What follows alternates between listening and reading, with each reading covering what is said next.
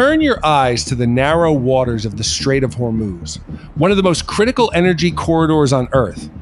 Because what is happening here right now is not just a regional conflict, it is a global pressure point.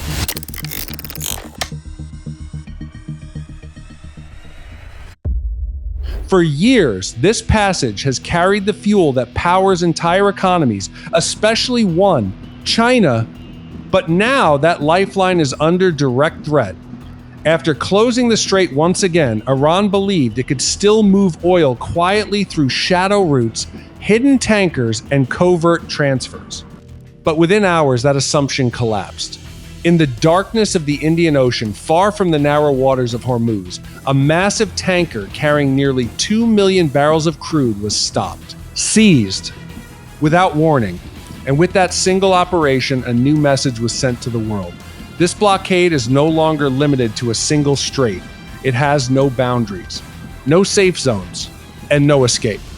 In the darkness of the open ocean, far from the strait, the operation begins. At the center of it, the USS Lewis B puller, ESB-3, a floating base, positioned not for patrol but for action. From its deck, helicopters lift into the night.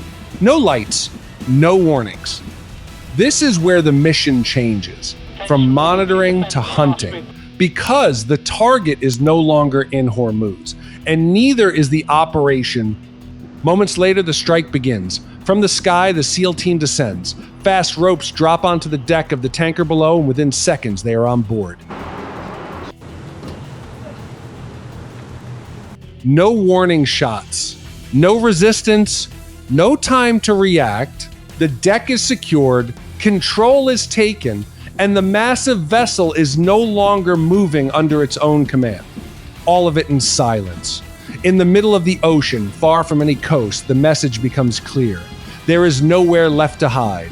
Above the tanker, the sound comes first. The MH-60 Seahawk, hovering in the darkness, holding position with precision, no navigation lights. No warning. Just the steady rotation of blades over open water.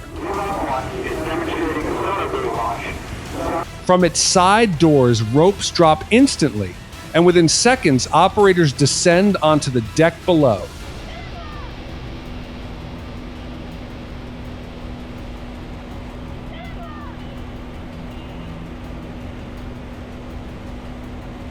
This is how the distance is closed. Not by approach, not by pursuit, but from above directly onto the target. In this operation, speed is everything, and the Seahawk delivers it. Back in the waters near Hormuz, the next phase unfolds. The USS Spruance, DDG-111, moves into position, tracking another target. A massive tanker attempting to slip through the blockade. Its signals are dark, its route unconventional. Its intent clear, but this time there is no chase. The destroyer appears directly in its path, cutting off any escape. Over the radio, the warning comes. Cold, direct, unmistakable. Turn back. Or face consequences. For a moment, the tanker hesitates. Then slowly it turns, not because it was hit, but because it understood. And the USS Spruance, DDG-111, is not alone. Across the region, multiple Arleigh Burke-class destroyer warships form a continuous line stretching across key transit routes, each one equipped with advanced radar systems tracking every vessel, every signal, every movement.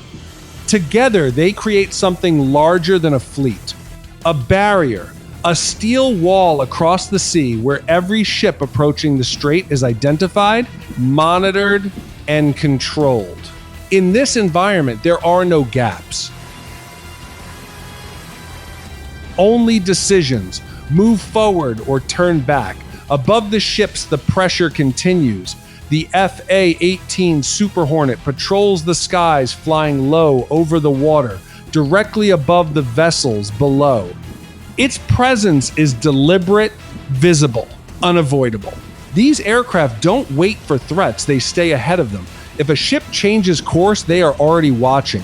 If a situation escalates, they are already in position. In this, blockade control is not just enforced at sea. It is layered from the water to the sky. Beyond the ships and fighters, another layer watches from far above. The P-8 Poseidon. Flying at high altitude, it scans vast stretches of ocean in a single sweep, tracking vessels, monitoring routes, identifying anything that doesn't fit. But its reach goes deeper. Listening beneath the surface, detecting movement that cannot be seen. Even a ship trying to move quietly leaves a pattern. And in this operation, every pattern is noticed. Even higher beyond the reach of most aircraft, another system takes over.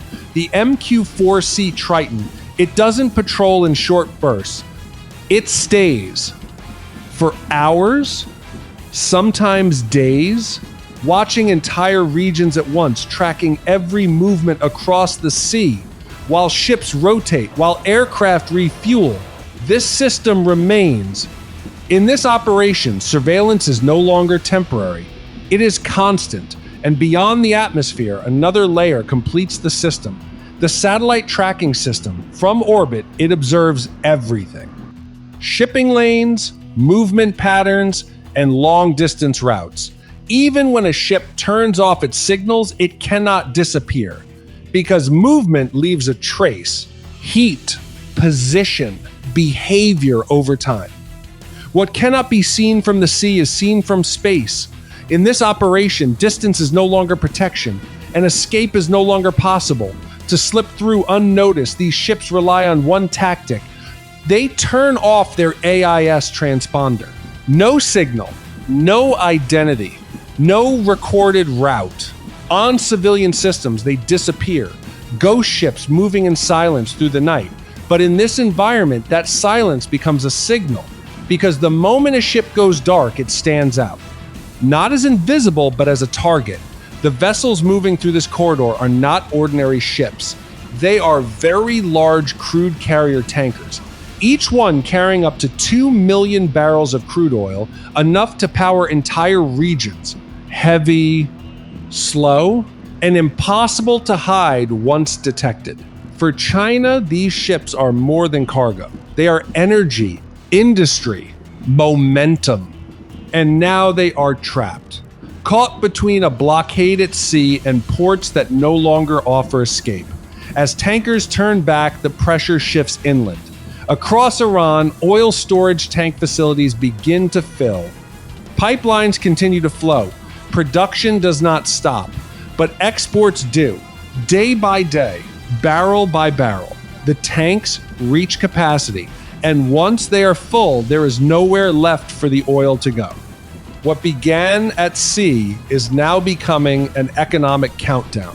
With land storage reaching its limit, the solution moves back to the sea. The floating storage tanker, loaded with crude, these ships stop moving, anchored offshore holding millions of barrels in place. For a moment, it works. It buys time, but every tanker used for storage is one less ship available for export, and once the fleet is full, the system stalls completely.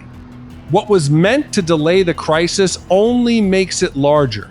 What began as a naval operation has become something far greater, a system of control, stretching from the ocean surface to the sky to space and into the global economy. Ships are no longer just intercepted, they are tracked before they move, identified before they arrive, stopped before they even try. For China, this is more than a blockade. It is a pressure point on its entire industrial system.